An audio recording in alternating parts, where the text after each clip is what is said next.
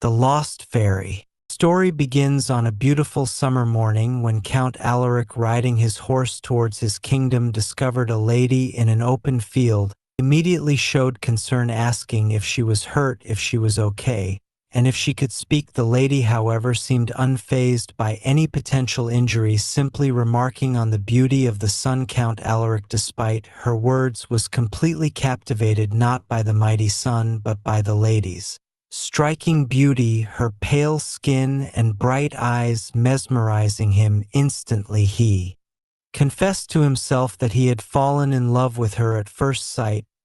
He then inquired if she was lost and asked for her name, to which she replied that she did not know it. She also could not recall how she had come to be in the field, only remembering waking up there and seeing the beautiful sunrise, with no other memories. Realizing she was in a helpless situation, Count Alaric knew he had to offer his assistance. Determining there was no way he could leave her alone, he extended an invitation for her to accompany him to the castle, assuring her she would be well cared for and that he would endeavor to find her family. The lady graciously accepted his offer, expressing her gratitude for his kindness. Count Alaric was filled with happiness upon hearing her acceptance. Though he found himself unable to tear his gaze away from her, he observed that while she seemed to look at him, her eyes appeared lost, as if she were deeply contemplating something else, leading him to ponder if she was scared, and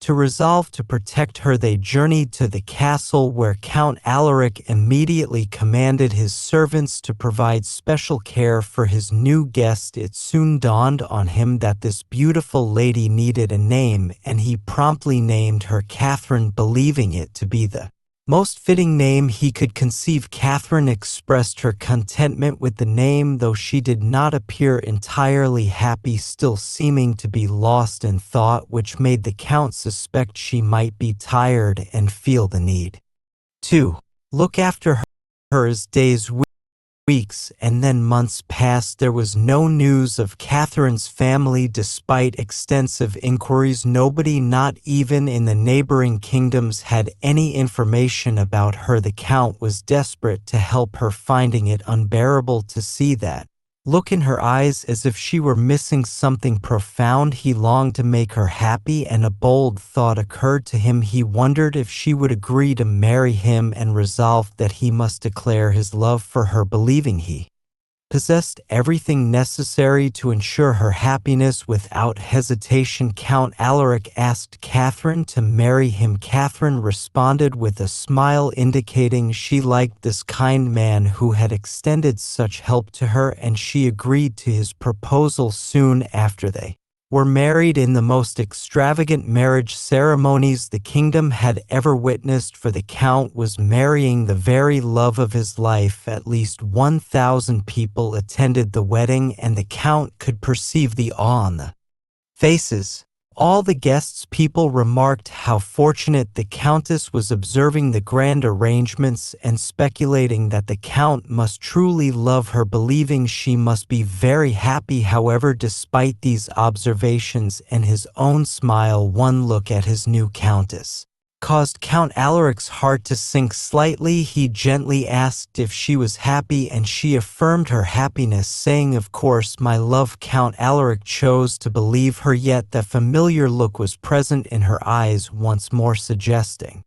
she was thinking of something distant. The Count found himself running out of excuses to comfort himself. Catherine proved to be an exemplary countess, beloved by everyone in the kingdom, treating all with love and respect. Nevertheless, Count Alaric remained sad, knowing in his heart that she did not wholly belong to him. Each year the Count hosted a ball for his people, where everyone, even those unfamiliar with dancing, would dance with abandon. But the Countess remained quiet during these festivities, and neither dancing nor smiling. This unchanging look in her eyes caused the Count daily anguish. He tried to ask her about it several times, but she would simply embrace him tightly, smile, and say, "I love you, dear," and I am happy with you." Although she looked at him when she spoke, the Count was certain she was always thinking of something else. Then one night, as the Count entered their room, he was surprised to find Catherine dancing.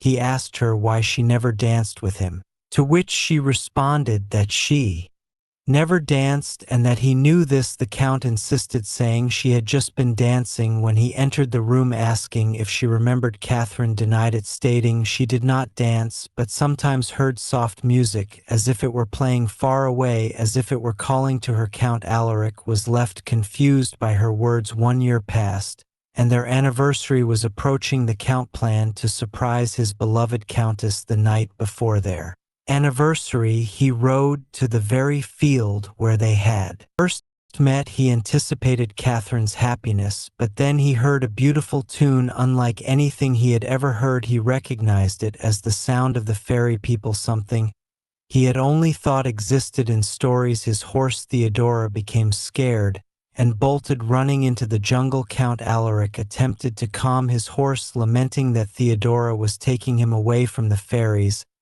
He eventually managed to soothe the horse and urged it to return, only to find that the fairies were gone. He rushed back to the castle and was relieved to find the Countess peacefully asleep in their bedroom. He asked her where she had been, and she, feigning sleep, replied that she had been sleeping, and noted his apparent tiredness, suggesting he should sleep as well since it was late. Yet Count Alaric knew he was not mistaken. It had been Catherine. He saw he was bewildered as to why she was lying to him, especially since she had appeared so happy with the fairies. In his distress, he realized that only one person, Cal, answers Magda, whom he trusted, for she knew all the secrets of this world. After traveling for 2 whole days, he reached a small hut deep within the jungle where Magda resided. Magda greeted him, asking what brought him there, and he immediately explained his predicament concerning the Countess. The Count narrated the entire story to Magda, detailing the look in Catherine's eyes that always pained him, the sense that she looked at him but was always thinking of something else. Magda, with understanding, revealed the truth. Your wife is one of the fairy people. She must have stayed behind last summer. When you found her, they call out to her. She will go to them every summer to dance. She may come back for now, but there will come a day when she won't. Count Alaric was aghast, insisting that she belonged with him and desperately asking if there was any way to make her forget her past life completely and become his forever. He pleaded for herbs or a magic potion. Magda, however, explained that no herb magic was powerful enough to make someone forget their past. A person would always be connected to their origin, yet she offered a glimmer of hope. Your love has to be perfect, only then she will forget her past. Count Alaric, confident in his feelings, questioned if his love was not already perfect and asked how to make it so. Magda simply stated that only time would teach him, urging him not to worry, to go home, and to have faith in his love. Count Alaric returned to the castle and became even more polite and kind to his wife. Nevertheless, each night Catherine continued to leave the castle. The Count endured several sleepless nights, consumed by the fear that one of these nights would be the one that took his beloved wife away permanently. Then one day, he resolved that he had had enough. He decided he would follow her that day and demonstrate the depth of his love, asserting that his love was perfect and he would prove it. He found Catherine with her fairy sisters and declared, "Catherine, it's me. You are husband. I have come to take you away. Come with me." The fairies urged Catherine, "Leave me. Don't you remember my love? Come with me." Catherine, acknowledging the Count's strength, smiled brightly and requested to finish her dance, promising to return with him afterwards. But the Count, seeing tears in his eyes, accused her of lying, stating that fairies did not know how to cry, and that his love had taught her that. He insisted, "No, Catherine, you belong with me." Her sisters then collectively chanted, "Sisters, give me your strength. Be strong, sister, be strong. Be strong, sister, be strong. Be strong, sister, be strong." Be wild, sister, be wild. Be wild, sister, be wild. Be wild, be flowing, be fiery, sister, be fiery. Be fiery, sister, be fiery. The Count held on to her firmly, and despite the fairy's powerful chants, Catherine admitted to him, "If I hold you till dawn you will still be partly mine," but he did not let go of the flame. "And you are too strong for me, I cannot leave you." Count Alaric was filled with joy.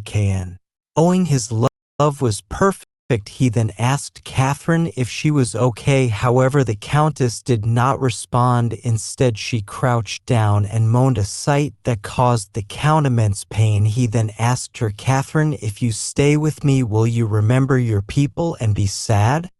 She replied, "I shall only faintly remember them. I shall not be sad, but I shall always feel there is something I have lost." He then inquired if she would remember him if she returned to her people. She stated, "No, I should remember none of it. I will only be happy-faced."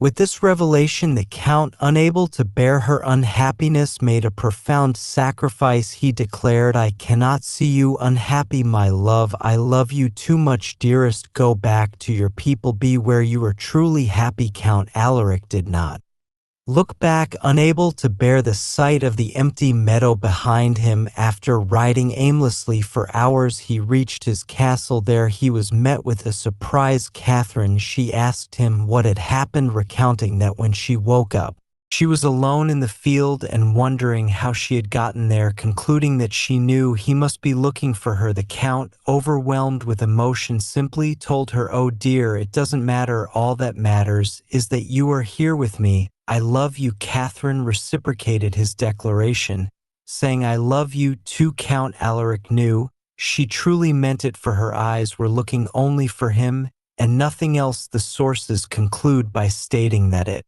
was Count Alaric's faith and pure love that brought his lady to him, defining perfect love as when one loves somebody else's happiness more than their own. The narrative presented in the sources offers a deep exploration of love, sacrifice, and the complexities of identity, all woven into a fairy tale setting. Count Alaric's initial enchantment with Catherine's beauty quickly evolves into a profound, unconditional love. His actions from the moment he finds her in the field, taking her to his castle, naming her Catherine, and eventually marrying her, all demonstrate his immediate and unwavering devotion. However, the story immediately introduces a poignant tension. Despite the grand wedding and outward happiness, Catherine's eyes consistently betray a sense of longing, a feeling that something is missing, indicating she does not wholly belong to the Count's world. This visual cue, the look in her eyes, becomes a recurring motif,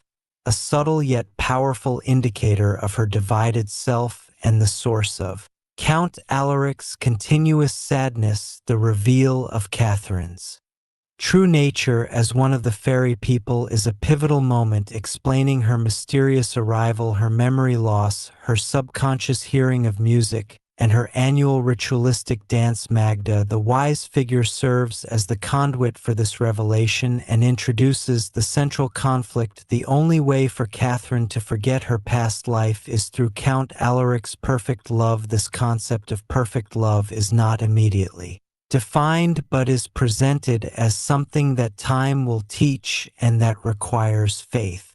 Anitya.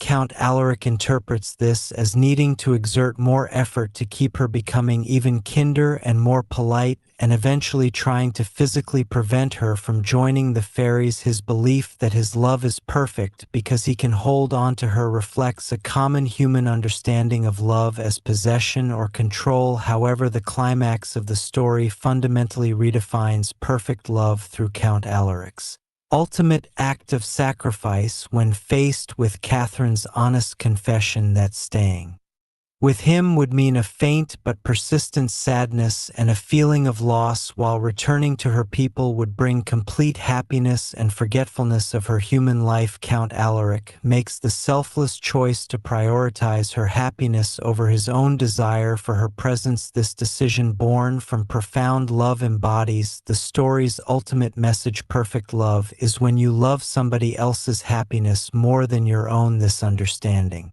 of love transforms it from a possessive force into the surprising resolution where Catherine reappears at the castle with her memory of her fairy life erased is a direct consequence of Count Alaric's sacrifice. Her question about how she arrived in the field mirroring their initial encounter signifies a complete reset of her identity, but this time her eyes are looking for him and nothing else, indicating a wholeness that was previously absent. The narrative suggests that it was the act of selflessness, the relinquishment of his claim for her happiness, that fulfilled the condition of perfect love and allowed her to truly belong with him, unburdened by her past. This ending highlights the transformative power of a love that transcends personal desire, ultimately leading to a harmonious union based on true contentment and belonging. The sources present a journey from initial infatuation to a tested selfless devotion that achieves a profound and lasting connection.